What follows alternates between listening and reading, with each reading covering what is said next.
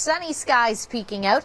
Thanks so much for joining me. I'm Krissy Vann in for Gary Archibald, and we want to take a look at some summer statistics for you. Take a look at this. You can see June had higher amounts of rainfall than normal, but temperature-wise, we were all right. We were right around seasonal. Then you look at July, where unfortunately we were a bit below seasonal, and we saw 86 millimeters of rain compared to the 76 we usually see, so about 10 millimeters more. Of course, we had plenty of rain making its way through the GTA and beyond yesterday. You can see some of these totals where Ottawa saw 54 millimeters of rain in North Bay, 41 Toronto. You saw 24 millimeters. And as we head through Friday, you can see in the north in and around Timmins, 30 to 45 millimeters in addition. And then the bulk of the leftover rain, that's all shifting to the eastern parts of Ontario and Quebec. Yes, not too nice for sure. Thanks so much for joining me. I'm Krissy Vann in for Gary Archibald. And as you can see through Friday, we do have additional rain, 15 to 30 millimeters in some areas around Timmins, 30 to 45 millimeters.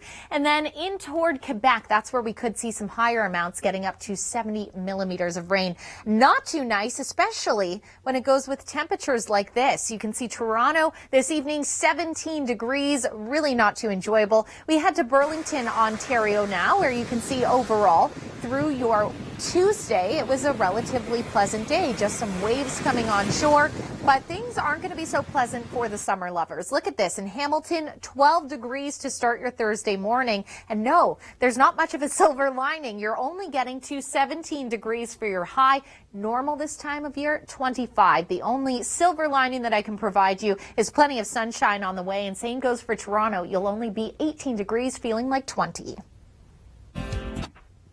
Well, we go from the top 5 floods to a look at what we've seen this summer. Thanks for joining me. I'm Krissy Vann in for Gary Archibald. Of course, we had the Burlington flooding where they saw 2 months of rain in one day. Detroit, of course, in recent memory, where they had 116 millimeters, the second highest rainfall since 1925.